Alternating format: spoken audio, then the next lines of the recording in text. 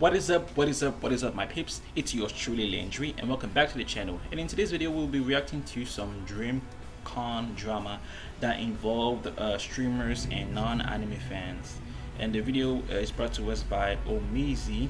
So when you guys get a chance, we would hop over there to let him know that you found his video by my reaction and that you decided to stop by to show some love and support, but of course leaving the comments. So now without further ado, let's jump straight right into this. And let's go. It feels like every single year people find a new way to bash and complain about DreamCon. But I will say this year felt a little bit different. Instead of people who attended mainly complaining about the lines or the VIP system, we have people from outside the club mad because they couldn't even get in. Probably never go to DreamCon. It seems like the whole thing is just for RDC and fans of RDC World. And I don't necessarily dislike them. I'm not a fan of that Jamal stuff they do and painting black people in a bad light, especially since like 2/5 of them aren't even black. But I think the whole convention is centered around them. DreamCon literally is the definition of you just had to be there. Because if you only looked at the viral clips,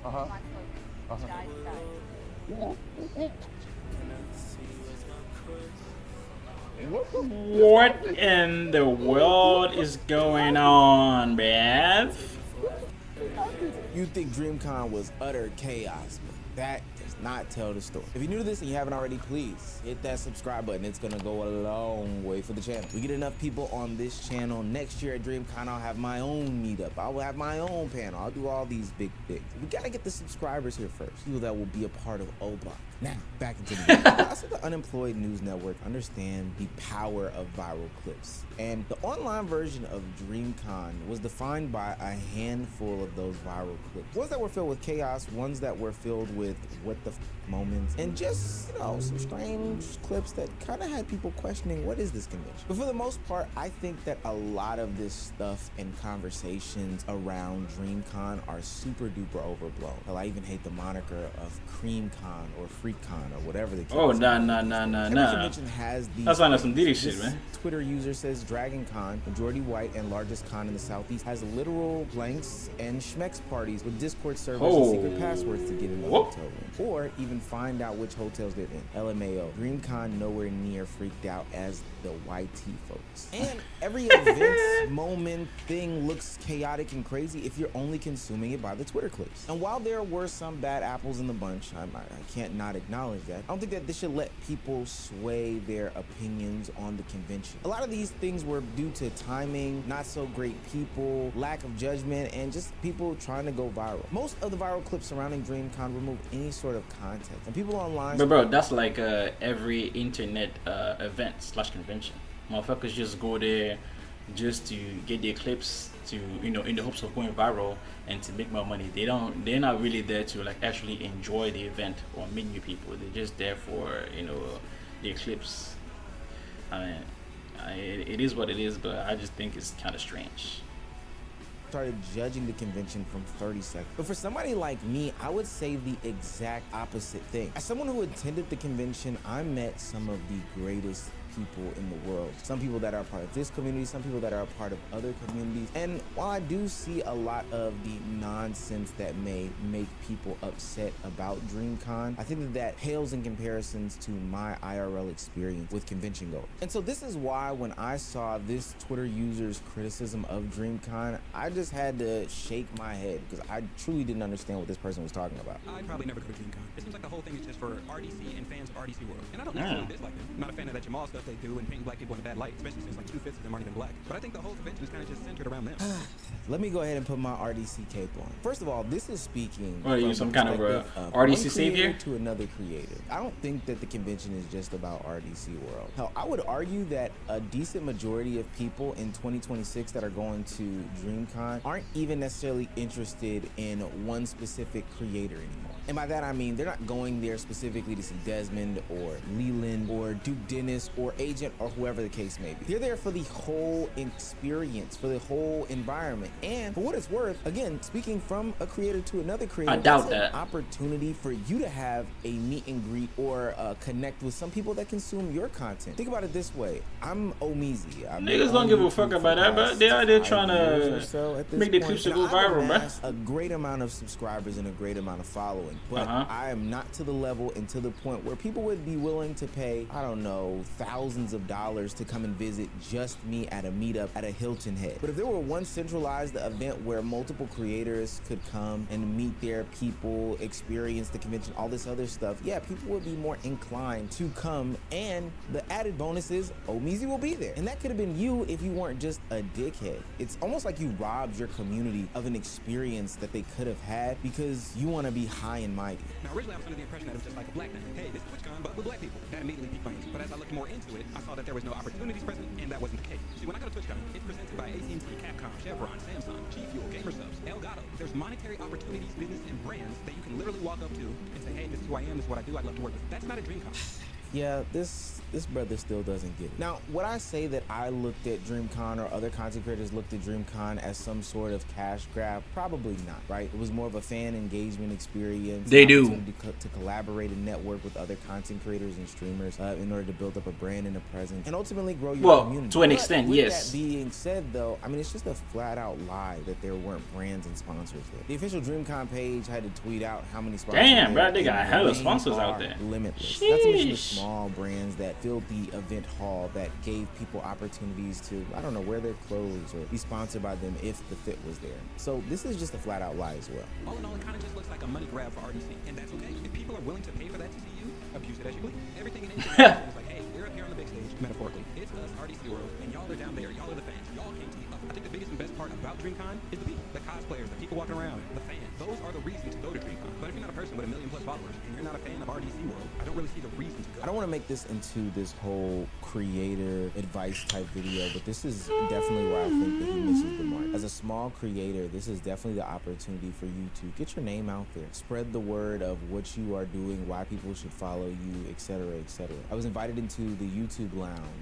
But are people willing to, get to know you? That's the real question. Because nowadays, shit, people don't really give a fuck unless you are pulling in numbers. So while I was at the DreamCon event, and there were so many people that I saw there, big, smaller, and different, that ultimately people networked and collabed with. And then it helps you ultimately grow your following. People reviewing people's well, channels, how many of them though? All of that stuff. This person seems so short-sighted, and in some of the verbiage that he's using, it sounds like he's trying to slight RDC, which I think is useless and futile. DreamCon is filled with so many immaculate vibes. It's really hard to really respect the criticism that the young man was giving. But there is one crowd of people who were deemed as vibe ruiners. And of course, that's always the IRL streamers. I don't be doing the anime shit. That shit weird. That anime shit weird. I came to stream because hella people come and stream. That was Cameron Levine, Zach Levine's sister. But you are going to a convention where people will be dressed up as anime characters. Basketball player. But her words about DreamCon really struck a nerve to the entire community as a whole. The anime shit is weird, but here I am at an anime convention because I want to stream, while the anime community is saying that the IRL streamers are weird. Streaming at a convention isn't inherently a bad thing, but the problem is that when the creators overstep those boundaries and start making attendees who are, seemingly, not a part of the shits, the IRL content creation shits, into the content themselves. Some IRL streamers seem to chase attention and reaction, and we know that based off of the plethora of videos that I make throughout the course of the year talking about how, this streamer went up to somebody on a park bench and did that, or they went into a store and did this. And for some reason, they feel as though conventions like this are the grand old time for me to get my shit off. Now, from my own observations, I do think that it has been worse in previous years, but that does not mean that we can escape some of the nonsense that happened this year. What the hell? What the just happened? What the happened? You guys don't want to be on it? No. Why? You got a girl. You got a girl. You're saying that. That's why. You don't want to be in 4K saying that's it. Tell them what you said behind the camera. Yeah, you gotta tell the camera what you said. Whoa. No. You gotta put it down. You gotta put it down, gang. The lawsuit coming soon, but we gonna beat the case. Y'all, I don't think you beat that one, gang. I don't think you beat that one. He's saying the wrong name. Hold on, I'm about to ask him what A he said. little too wild, man. A little too wild. Relax, my guy. Why you calling me a hoe? Cause I just called out to you. I called him a hoe because I just called out to him. Why you calling me a hoe, man? Don't do that, man. I'm so sorry. No, it's not. I ain't hear you, bro, but I heard what you said. I'm a hoe, gang. Don't do that, gang. Don't do that, gang. I'm just saying, don't do that, gang. I ain't gonna call me a hoe, gang. Like, don't do that, gang. You're not a hoe, bro. Yeah, but don't do that. Yeah, don't do that, gang. Yeah, don't I do that. respect Kyle.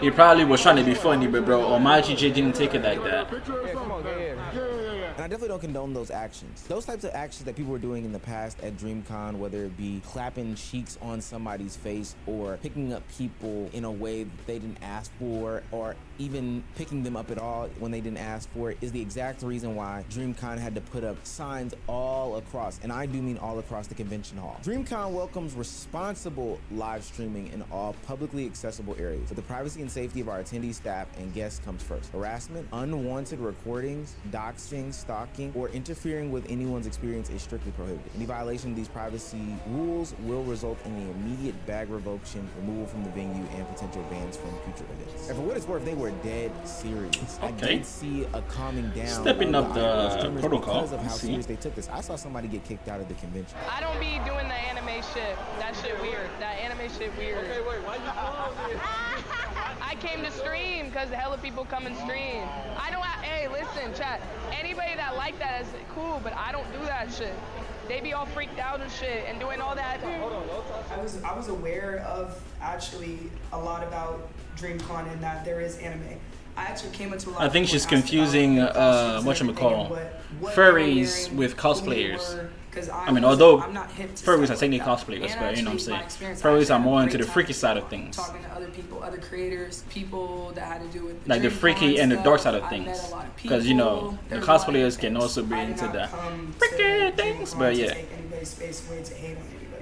I would never do that. Yeah, that's right. I'm glad you kind of backpedaled on that. Now, I don't think anybody should be kicking her back in. She had an ignorant ass take. It was stupid as fuck. We've already established that. But I think what she really exposed is that there is some sort of balance that can be had with IRL streamers, content creators, and the anime community that exists at DreamCon. Ultimately, it sounds like when she did experience the convention as a whole, she did end up having a good time. Not only did she get her content off, but it seems as though she found some sort of new love or respect, at least for the community at large. Hell, at least to the point where she doesn't feel the need to disrespect them by saying anime is lame. And she also laid out some things that she did that made the IRL streamers more palatable for those that think that IRL streamers are weird. Me personally, I did make content at the convention, but I did it in a very respectful way. Of course, I do have name face recognition, but I just asked people politely, hey, what do you have to say about this? What do you have to say about why? And are you okay with being on camera? Once they accept it and, you know, are Okay, willing I see you. So you were participants being of PG on camera, then 13. that's fine. Some people said no, and we didn't press, we didn't badger, we didn't You were know, behaving continue yourself. to force the issue. Good. No means no. I say all that to say that I do think that there is a place and space for IRL streamers, content creators, the anime community, etc.,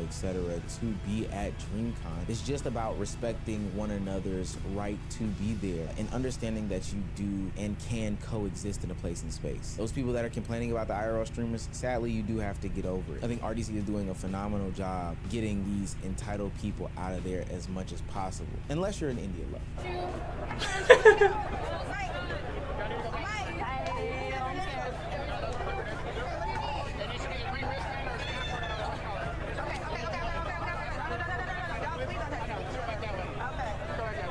I know, but you like pushing me. I don't like you touching me. But you are. I'm right here, but you don't have to touch me. But we can literally be right here. Hey, buddy. Yeah, they're checking us out. No, you doing too much now. You doing too much. I want to put it out. No, you said it. He didn't say that. AKR too. I kid. The security was phenomenal. The policies were phenomenal. For the most part, they did a great job of regulating the night's events at every twist and turn, no matter how much somebody put some backlash on them. It's not like it was in past years where they were getting pressed left and right because they weren't doing their job, and then to make up for it, they overly did their job. Overall, I think that DreamCon isn't perfect by any stretch of the words. No convention is. There will always be awkward interactions, viral clips, there will always be criticisms, there will always be complaints. But when creators or people actually spend the weekend there, they kind of leave with a new perspective, and they say it's the best convention that they've ever attended. And I think that deserves way way Hey, that's much more good, man. attention than any viral clip. This Twitter user makes an insane point. Somebody asked, what exactly is DreamCon all about? This person says, been to DreamCon Hey, she's twice, even looking met the woman in the video like a both times. snack. It's literally a fun gathering catered towards black anime, comic, and gaming fans. A lot goes on. Panels from popular artists, gaming tournaments, YouTube lounges, cosplay meetups, etc. It's a time. And I think that that's the best way to describe Man, it. Ultimately, there's so I much definitely need do to with find a things way can to happen. make it up One, there, we man. can find For something to real. complain about. And to be honest with you, I think I would never want to be around you as a person in general. If you're gonna be somebody who finds something to complain about in everything, then hey brother, hey sister, I can't help you. But two, with so much going on, you can find so many things that are enjoyable about DreamCon.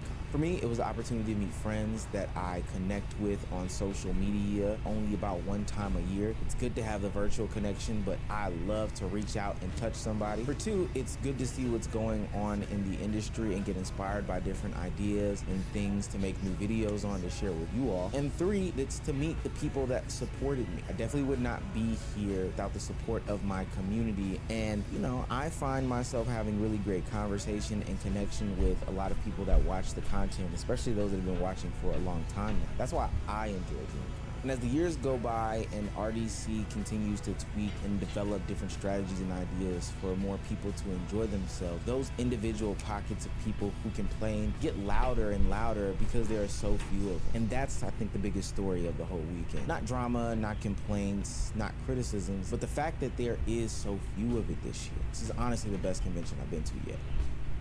Hey man, shit. DreamCon sounds like something that I would definitely enjoy. Shit, I need to find a way to make it up there for real, man. Anyway, y'all, as always, if you haven't already, make sure to like, comment, share, subscribe, hit the bell icon to stay tuned for more. But most importantly, don't forget to hit that super chat / donate if possible, as it is the best way to support your boy. Love you all, and I'll see you in the next one. Ciao.